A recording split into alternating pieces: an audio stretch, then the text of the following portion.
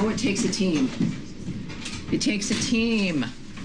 Hi, everybody. Thank you very much for being here.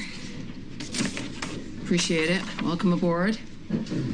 Just a reminder, it's a beautiful day, at least it was when I came in this morning, of the number of people it takes to get me up here on the podium. But they don't remind me to get rid of my lozenge. So I have to do that myself.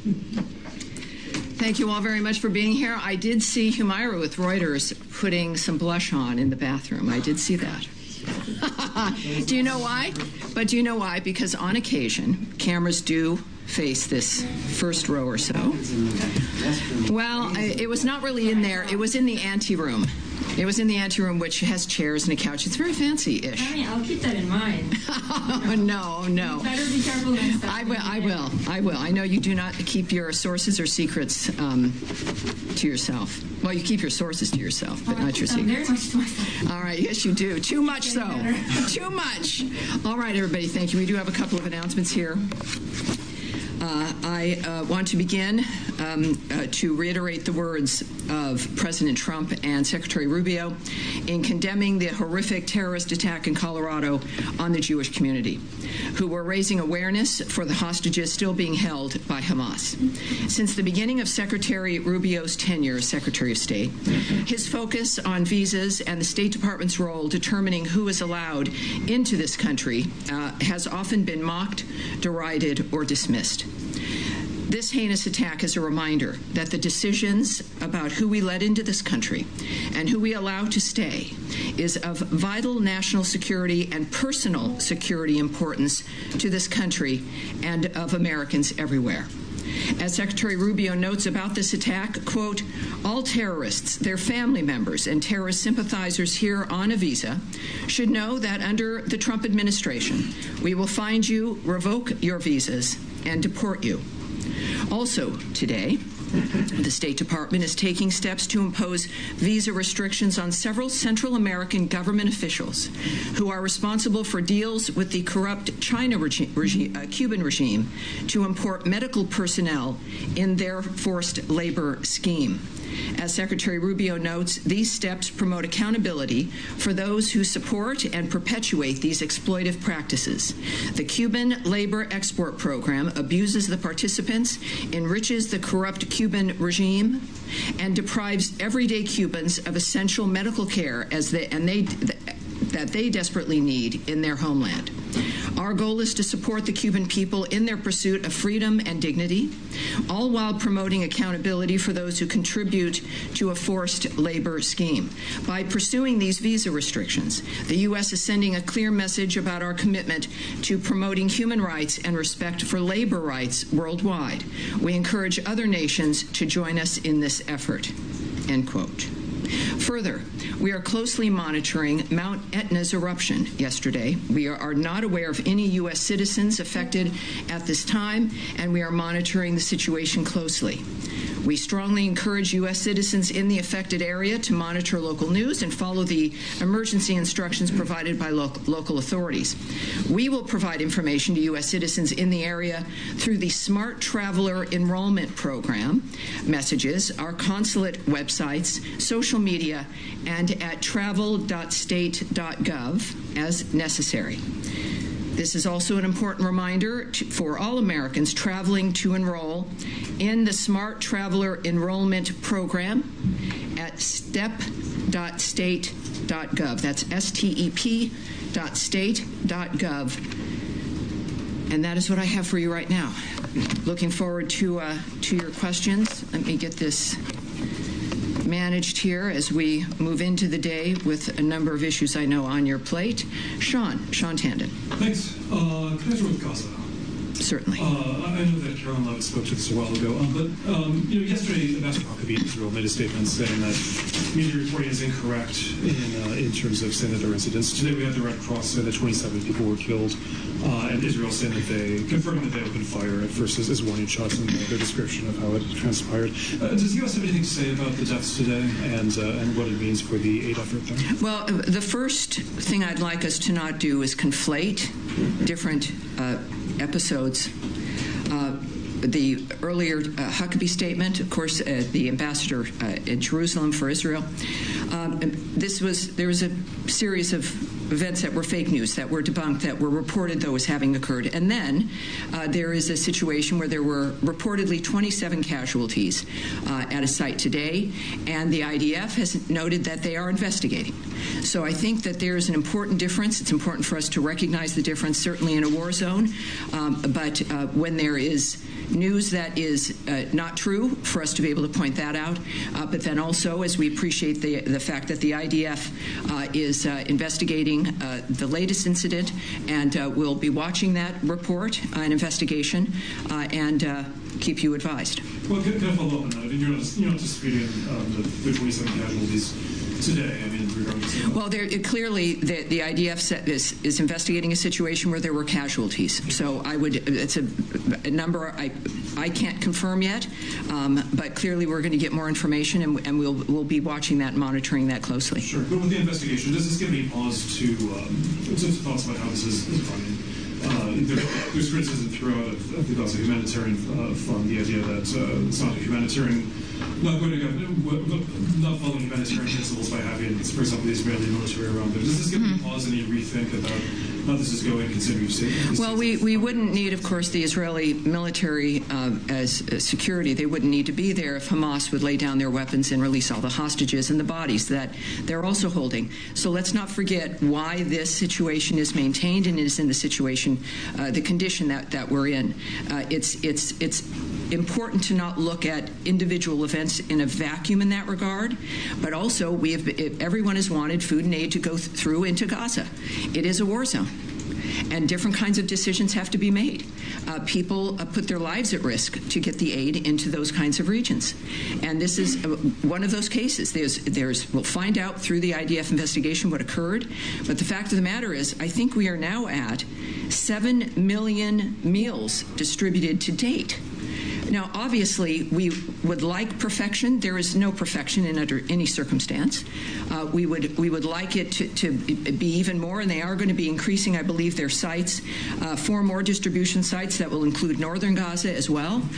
So these are imperfect situations for catastrophic areas where the rest of the world has wanted this to be done. We have to try, and that's what they're doing. They're not only trying; they're succeeding in getting the meals distributed. And in the meantime, we're going to obviously be determining how that's working and how we can further improve, perhaps. And I would guess that they're going to, obviously, as the ones on the ground, make a determination about how to do this and refine it as we go on.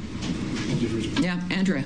Let me just follow up on that, because no one should jump to conclusions. We all have reporters on the ground. Israel has not let U.S.-based reporters in, but we have partners there and staff members there who have been courageously there since October 7th doing this job. And if, unlike other war zones in Ukraine, in Iraq, and elsewhere where U.S. reporters have always been in Vietnam, this is the first conflict where we have not been able to go in except with IDF escorts for particular photo opportunities.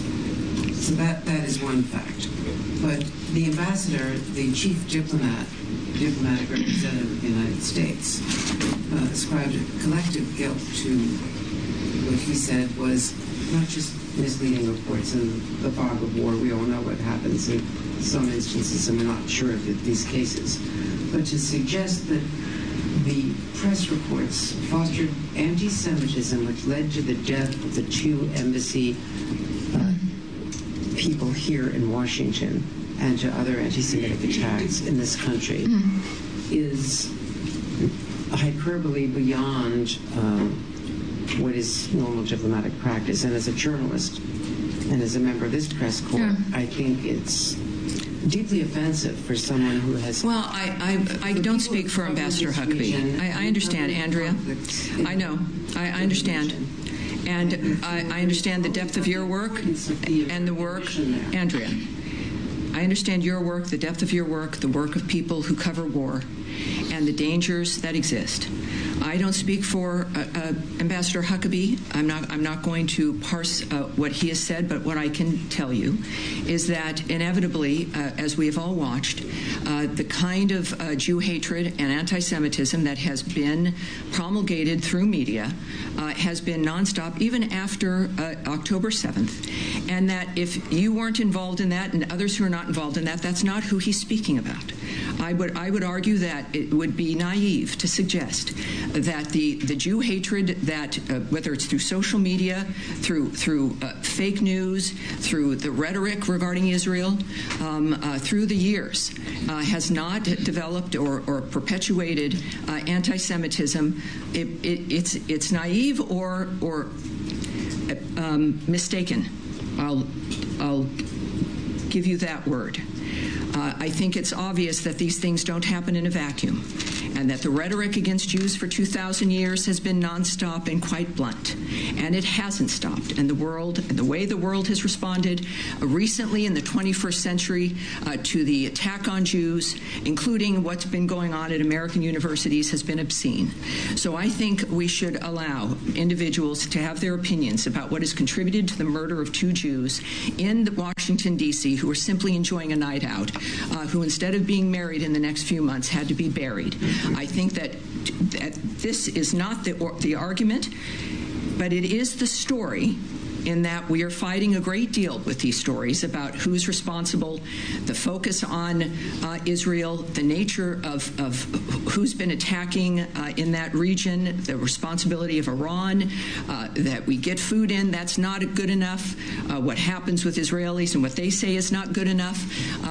What the president said, I'll reiterate here, is that we have got to move past all of this. There has to be new ideas. We have to end this circle, and that's what we're doing here. So when we think about, I think the ambassador, our ambassador to Israel, has every right and will speak his mind, as he is the ambassador to that important state that is constantly under attack, and it is a reasonable understanding of what has affected people worldwide, which is a rhetoric that has normalized the hatred of Jews and in some cases romanticized it. And we have to stand up against it, and we will. But I'm not going to condemn him for that. Can I follow up on the distribution of food, though?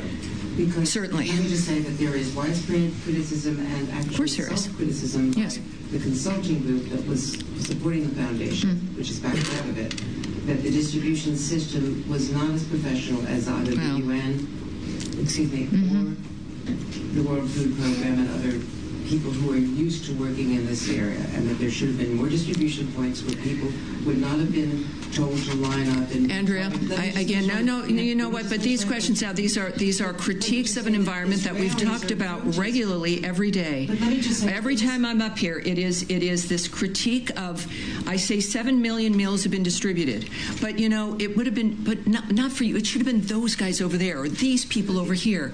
Over the last 3 years with the UN or the World Food Program, no one has distributed 7 million meals to Gaza.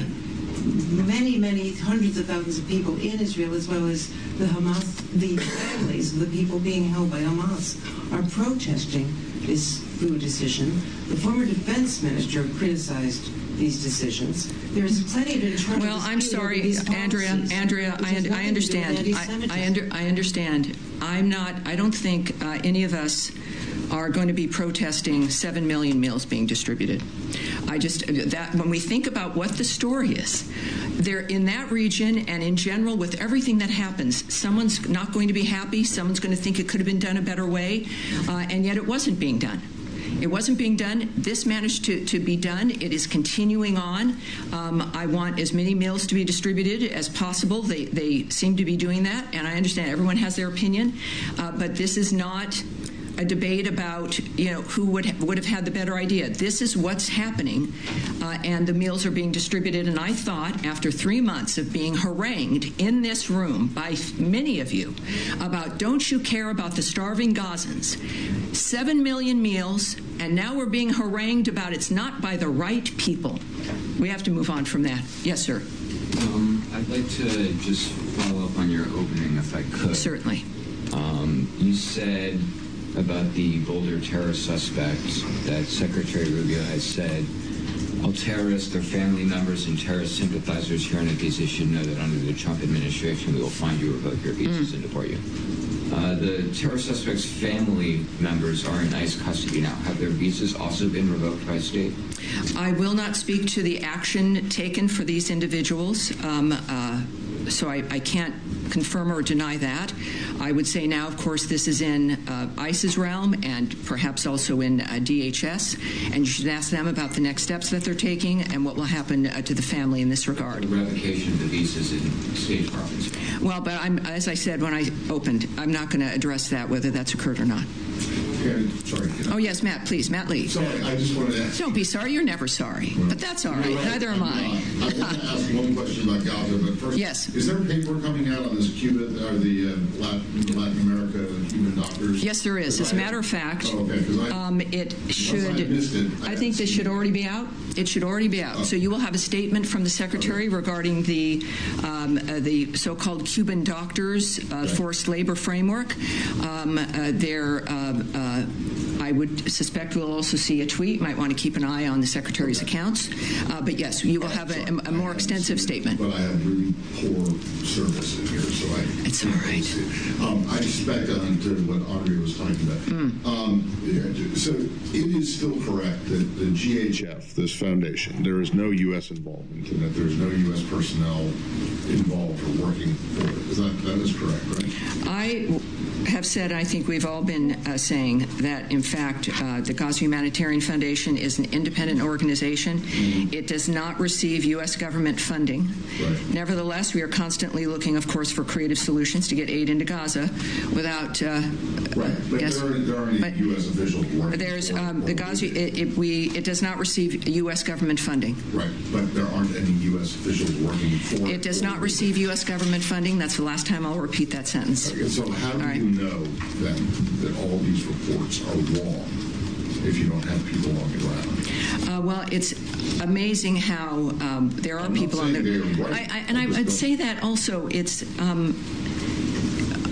I don't think we need someone whom you know personally or is assigned to you to be in a region to understand what's happened on the ground. It's the State Department, it's the United States government, it's the ambassador in Israel, and I think that there's a point where there has to be recognition that we have a sense, and we know, more than a sense, that we know what's happening on the ground. All right, Nadia. Thank you, Tammy. I want to address the high number of civilian casualties in Gaza. On average, 80 to 100 people, mainly women and children, are killed. Your predecessor defended Israel policy for years, but now that he's out of government, he said that basically he believes that Israel is engaged in some aspect of war crimes. Does this administration share this point of view, regardless of what Hamas did, and it's just completely separate of what's happening in Gaza now, considering the incidents, but the high numbers of civilians being killed every single day, including children who have been killed? I would caution that very often the media carries the reports that come from Hamas. And I would I think to look at those numbers with some suspicion. On someone's opinion about what Israel is or is not doing, everyone has an opinion, and everyone has the right to express that opinion, but I'm not going to comment on what someone else thinks is going on elsewhere. Yes, pink jacket. I actually have a question that was sent from a fellow journalist, and I promise I'll And tell me your name and your outlet again. Rima with Al-Arabi TV. Okay, hi. The question is this. Today, an article from the media line reported that the United States is considering imposing visa and trade sanctions on Chile due to the Chilean government's decision to hold weapon purchase from Israel. Additionally, the Chilean government confirmed that Mr. Rubio reached out last Friday to express his concern regarding the relationship between Chile and Israel. Can you confirm the details of the call and provide information on whether the U.S. is evaluating these sanctions? Well, we have a tendency to not remark on anonymous comments of things that may or may not have happened. So I can have them take back questions about the situation with Chile, but we'll get that to you later. And yes, sir. If it's something that I can actually comment on, and not an anonymous comment presented by someone else to you. Who is going to be after Morgan Ortegas, the envoy to Lebanon? And the reason I'm asking is because I'm going to be there next week. So I'm not going to speak on personnel here or decisions that will be made by our special envoy. Yes, sir. Just on the aid provision to Gaza, I mean, you'd said that there was a sense that people were criticising this because it was the wrong people doing it. Isn't it more about the mechanism that's been used? And the UN and all the major aid agencies have warned that if this kind of system was used, which places hungry and desperate people in very close proximity to Israeli troops who have previously used lethal force for crowd control, that situation is extremely dangerous. And they'd also said, there are risks for a whole load of other reasons as well. But they were warning for weeks, and that's why they didn't want to get involved in this, because it breaches all of the decades of expertise on delivering aid neutrally in a war zone to get to civilians, and that being the priority, to get to the maximum number of civilians. I mean, do you heed any of that advice or warning now, given what's happened over the last 4 years? Again, this is not our project. It is something that I think everyone's been and will be optimistic about. I like the idea that 7 million meals have been distributed. So, and then there is criticism that comes in. I would suggest that because it's a war zone, there was never going to be a perfect dynamic, except there was a ceasefire. And we were also moving in food and aid during the ceasefire. And then Hamas decided that, no, that's not good enough anymore, and started up again. So, our commitment isn't just because in good times or because it's easy or because it's safe. We've been working hard to try to have a framework and asking people for new ideas about how to get this done, because those known entities and known factors and known people have been unable to do anything. So when we can wax lyrically about the past and people have better ideas and we're afraid of this. This is, yes, moving into a war zone run by a terrorist group where you need the defense of people with guns because it's a war zone and they indiscriminately kill people and they're still holding hostages. But you want to get food in there, and we've got to do it. And so I think that there is a framework of, yes, either the well-known stalwart entities that warned that you don't need to be warned, it's a war zone. We know there's going to be some issues, but that should not do this. It's been done. It's happening. It is, yes, dynamics are dangerous, and there are 7 million meals that have been distributed. I can't stress enough that is the story, and that will always be the story. And in the meantime, hopefully things will be refined and people learn. Nobody wants this environment, and we wouldn't have it if Hamas actually behaved like human beings. Humaira, yes. Clarify on one, which is one thing you said earlier, which you said that Israeli troops wouldn't have to be there if Hamas surrendered. But my understanding is that's not the position, because we've had very senior ministers in the Israeli government say that the objective here now is to control and occupy the area, to clear it, and to basically to build. Well, I'm sure. Yes, I see the newsletters and I see the magazines and this scholarly discussions about what Israel's really doing or not doing. Well, all I know is that prior to this delivery of 7 million meals, the questions were, when are you going to get food into Gaza? It's happened. And now we can surmise and wonder and critique and point to others. But I think the story remains that this is the only way that has worked and that has been engaged with. And it's nice to sit in an air-conditioned office and critique those who are on the ground distributing meals. But that is going to remain the focus. Humaira, let's try again. Hi, Tammy. I do have a question about this, but then I'm going to move on to Iran and Ukraine. Of course.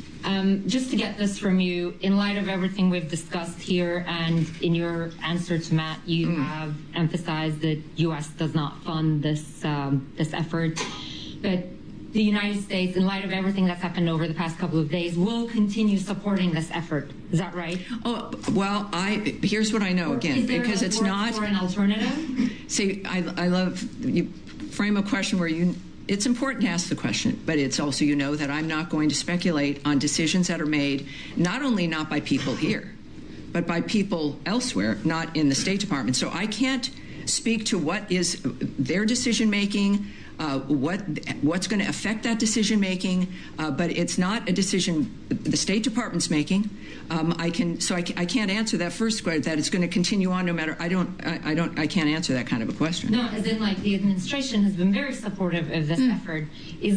Are you going to keep supporting yes, this we've effort, been vocally supportive, like as one would hope, about the nature of the structure of getting food in, and so far, of course, because it's imperfect, because of the arena in which it's in, that 7 million meals have been distributed. I'm impressed with that number. I hope other people are as well. Okay. On Iran, are you able to tell us, like, the latest on the talks after there's been so much reporting about the U.S. proposal, which is effectively allowing Iran on a limited basis for low-level uranium enrichment for a TBD period of time? Is there going to be a new round of talks anytime soon? Well, you did see the President Trump tweet, didn't you? Yes, but I didn't think that would completely negate the reporting. I appreciate that. I think that's the biggest guffaw I've had here. The thing that matters when it comes to American policy and what's happening is what President Trump thinks and says. This is the Trump administration. It is sometimes an unusual communication structure, as we've learned here in this very room. But the fact is, President Trump tweeted that there is going to be no uranium enrichment. Does the President of the United States, not just any president, but Donald Trump, does his opinion that he makes public trump news media reports? I think so. No, you know better than that. No, as in the whole sticking point here is to try to come up with some sort of a formula that's going to be acceptable. Well, that's a very different thing than what you just noted. So let me just make sure it's clear. The President has made clear and is the final word, obviously, and has been literally the final word in this regard, there will be no uranium enrichment. Now, if you're seeing reports about what the deal is, obviously that's incorrect. The President leads this. The President guides this. It is his guiding hand. It is the American people are happy with that. They elected him for his expertise and his focus. So President Trump's, not quite sure where you would think where President Trump's statement would not be the final dynamic here, and that, in fact, maybe reports could be wrong. That's not what I said. All right. So are you saying that there was no proposal verbally or I'm not going to comment to the Iranians? I'm not going to comment on how the negotiations, enrichment. Humaira, I'm not going to comment on the process of negotiations. We've been as clear as we can with the various negotiations, the discussions that have been going on over a period of weeks, and there's been readouts put on those, and some elements of some details, but you can't discuss the nature of what a negotiation is because there's many elements involved and many different intentions involved, and the end result we won't know until it's over. So I'm not going to say if there was a submission or what the details were. What I do know that is public and blunt is the President of the United States statement about what it won't be, and that is the one thing we know at this point. All right, yes, sir. On Iran, any idea about the next round of talks, when and where it will happen? No. And the other question, Senator Schumer yesterday accused the president on folding on Iran and said that the administration is getting ready to sign a secretive side deal with Iran. Any comments on this? No. What I can say, though, of course, is that the maximum pressure campaign on Iran remains in full force. All right? Yes, ma'am. Just following up on Humaira's question on Iran, would you say that optimism that was expressed by the president last week is still there? He seemed very positive about prospects. Do you still see them moving forward, or are they kind of a standstill? There is no one's happy when people are killed. This has been the driving force of his decisions since January 20th and before, is to save people's lives and to be a peacemaker and to get these horrible things to end. So, of course, all of us are affected by that. At the same time, 7 million meals. Sorry, Iran. Tammy. Oh, Iran. Yeah. All right. Well, his optimism on that is true as well. I mean, you've got. You still I think. Well, his actions and his statements are based in the nature of the conversations that he has, that he knows are being had, and his understanding of why people are doing what they're doing and what we can do as a nation to mitigate that. And he has been very vocal on his optimism in that regard as well. I have not heard anything to counter that, but again, I'm not in those rooms, and I'm not going to read his mind. I do know that these people have been at the table because of the nature of the power of his influence and the power of the United States. He wouldn't be doing something that he didn't think he could accomplish. And I think that is informed in part by his optimism. And then quickly on visas, are the student and exchange visas still on hold? And do you have an estimate of how much of a backlog this has now caused? All right. Yes. There is going to be, I can tell you there'll be more on this but before the end of the week. The original cable indicated it was going to be a matter of days. And I think that this is a sense of making sure that embassies and consulates are prepared to make sure that all the steps that are needed are able to be taken, and just making sure that things were in order, that this is not a never-ending dynamic, and we are looking at, again, an update in a matter of days in that regard as well. And any sense of the backlog that this has caused? Well, no appointments were canceled. There were people have been encouraged and continue to be encouraged to. There's two steps, right? You apply, but then you have to have an interview, and so inevitably no appointments were, canceled or eliminated from availability. I think that when this returns, we're going to see that appointments are going to be able to be made. It's not like it's a time block that can't be returned, that days can't be returned. And I think that once this is done and it's back online, it'll go pretty quickly. Yes.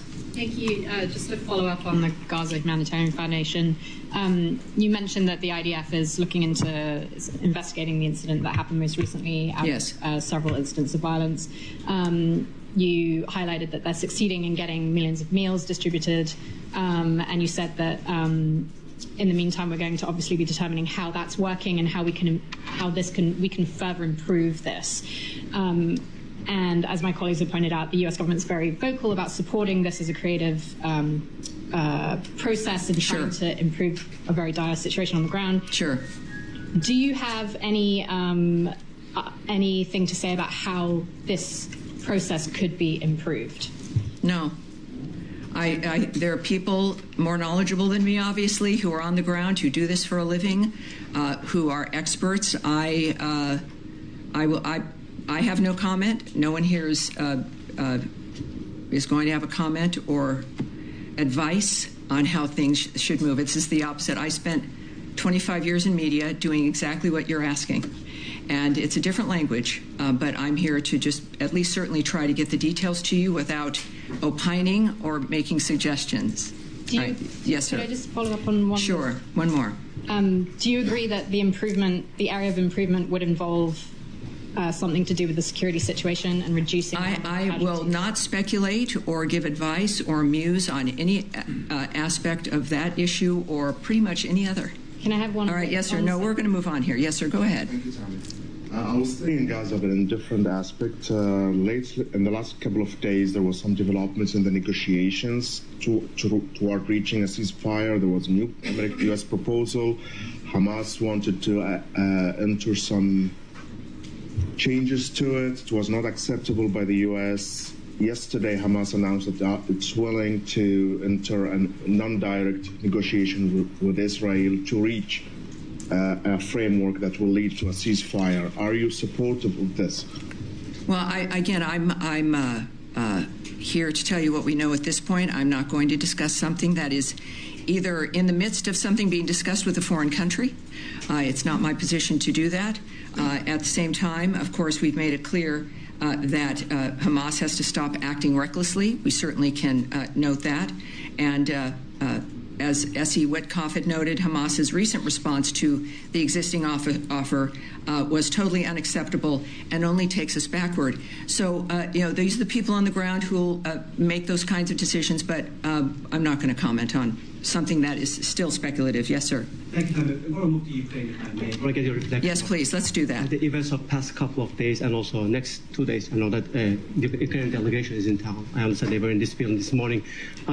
We are in the second week of the president's latest 2 weeks deadline, if you want. And the Ukrainians said that yesterday they met with the Russians, and whatever they put on the table, which was the last minute, they didn't have time to respond.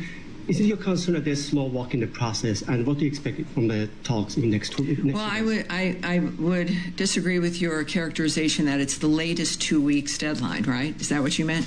There is again a commitment to not have this go on for months or to have meetings about meetings. It's not going to go on for a year. The president and the secretary want an accomplishment and a deadline. They know what can be accomplished. And sometimes, remarkably, in negotiations, you have some progress. And then things move forward, right? Then you actually can make a difference, and you're somewhat flexible in being able to make it work. So I think that it is has to be taken within that framework. As far as the negotiations between Ukraine and Russia, we did not have a delegation there. I think we are certainly reading a lot of things in the media, but as the president has said and as the secretary has noted as well, this has now got to be between the parties. And there's some discussion of the exchange of wounded prisoners and very young prisoners, and we can read that in the news. But again, we do look at what people do, not what they say. I thought the media reports on the Russian side, they are beefing up their demands. Not only they cover Ukraine, they also talk about Georgia, Moldova, and their NATO aspirations. Does the United States have any position on that? Well, we've seen those reports. He's asking about Georgia and Moldova, the support of additional countries, et cetera. We've seen those reports, and we continue to support direct talks between Russia and Ukraine. We, of course, have said repeatedly there's no military solution to this conflict, and the president supports, though, any mechanism that leads to a just, durable, and lasting peace. Any mechanism, but we'll have to see where that plays out. Yes, sir. Thanks, Tammy. 2 questions for you. Number one, Career Ambassador David Hale met today with the Lebanese Prime Minister. Was Ambassador Hale there in his capacity, the State Department, or in a private capacity? I'm going to have to take that back and get that back to you. Second topic. Yes. The French presidential advisors spoke with their Israeli counterparts today, said they would not be moving forward with unilateral recognition of the Palestinian state at the upcoming UN two-state solution conference. I'm trying to get a sense of the American posture and policy toward this upcoming conference, because obviously the Trump administration is not a proponent of moving forward with a two-state solution at the moment. Is it to take a hammer to this conference? Is it to work within the contours and try to find like a bridging solution with everybody? I mean, what is the approach to this conference from the State Department? Well, I would consider that a discussion of a diplomatic strategy, or certainly plans that one would have or not have when we're discussing something as serious as this. It's good news if what you indicate is correct, that the French have backed away from what their plans are. But this is Israel. Obviously, you can also check with Israel when it comes to their position in this regard. But I won't discuss from this podium what our plans would be at the UN or at any other conference. Yes, sir, at the end.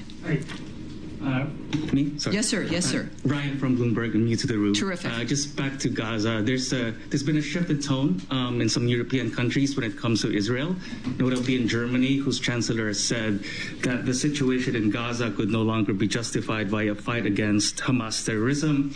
Some countries like UK and France are considering trade sanctions and restrictions on arms sales. Are you seeing a split with the U.S. when it comes to this, and do you have a message for your European allies? No, I have no comment on that. All right. Wait, we talk to you in the blue jacket, please. Thank you kindly very much. Yeah. Election on South Korea. As an ally of South Korea, what does the United States view about this Korean presidential election? And do you think the president elected in this election will be able to improve U.S. and South Korean relations? Thank you. Yeah, so there's an election. We are waiting for its certification. And we will certainly occurs. All right. Yes, sir. Thank you, Dan. Two questions. First, on Gaza and West Bank. Where does the Trump administration stand when it comes to the two-state solution? Is it still on their radar, on this administration radar, or it's not? Well, what we are focused on, obviously, is a ceasefire so that this wholesale terrorist slaughter of innocent people can finally, for once in a generation, come to a complete and total stop. But I would like to, we've discussed the Gaza situation quite regularly here, so let's, is that my microphone or someone else's microphone that is I'm getting feedback on? One more? Audio problem. There is an audio problem, so let's make sure the mics are down unless someone is speaking. One more. Gotcha. All right. One more. Well, if you're going to move on from Gaza, there are a host of other subjects, and I'm having to go soon, and we've not touched on a number of things. Just one more. So one more. Yeah, thank you. How does the Trump administration assess the latest efforts from the interim government in Syria? All right. So Syria, we, of course, our asks of the Syrian government have not changed. We are, of course, continuing to support. Ambassador Barak is there as our lead in that regard, working with making sure that that government has a chance to succeed.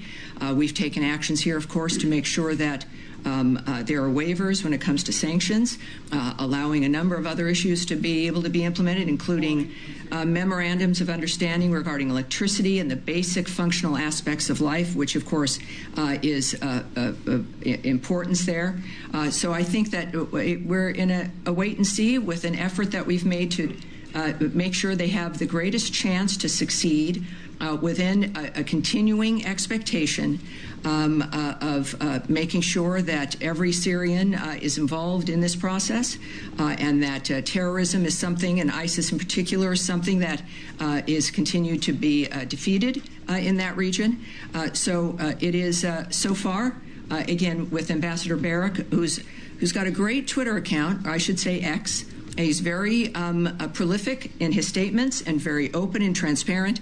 And you'll see there the fact that things are moving along. But, of course, we watch with the, I think, correct amount of expectation and seriousness about what's possible. All right. So now, other than Gaza, more on Syria? All right. Questions on Syria. And I want to know your comment or assessment about the recent negotiations between the Kurdish... The Kurdish-led administration negotiation with the Syrian interim government. The Kurds continue to emphasize the importance of preserving their autonomous administration in Rojava, northern Syria. Right. Does the United States support this approach? And the second question, there have been reports suggesting that the U.S. has given its tacit approval to the Syrian interim government to retain custody of the foreign fighters and potentially integrate them into their defense structure. These claims have gained traction following the recent visit of the U.S. Special Envoy to Syria, to Damascus. All right, so let me answer this because we're running out of time. The first question we've discussed, certainly even when the Kurds were here, and the nature of our awareness regarding the energy issues, etc. So I'm not going to be repeating that. If there's anything new, can we take it back and see if there's anything new or a new development regarding the Kurds in that regard? But and that's regarding, of course, Iraq. But I think regarding the military bases and the foreign fighters. So our asks of the Syrian government have not changed in that regard. During, I guess, as Ambassador Barak noted in Damascus, we are clear about the challenges facing the Syrian government as they take concrete steps toward the president's request in building a secure and stable Syria. And the ambassador stressed that transparency is of utmost importance as the Syrian government develops a plan in the days ahead. I would leave it at that, in the fact that also referring you to the DOD when it comes to issues regarding bases, et cetera. But I think that it's remembering that our asks of the new Syrian government have not changed, and that we are watching their process and expecting transparency about the choices they make and how they make them. That's about as clear as unclearly clear as I can be. All right, we'll leave it with you. What? Apparently, a security alert went out yesterday from the U.S. mission to Mexico, warning Americans to use caution when using dating apps in various locations. I think that alert should probably be global. I don't know about. Some people are getting kidnapped and held for ransom. Well, is there any additional information or warning you can provide? I don't. We can check on the dating apps these days, when we worry about kids online and everything that goes on. It's something that I'm not read into enough to even riff about. But it's if clearly that is occurring, it's a serious dynamic. People should, in fact, be aware of that wherever they are when it comes to meeting strangers using the internet. All right, that's it. I'm glad we ended on that point. All right, thank you, everyone. I appreciate it.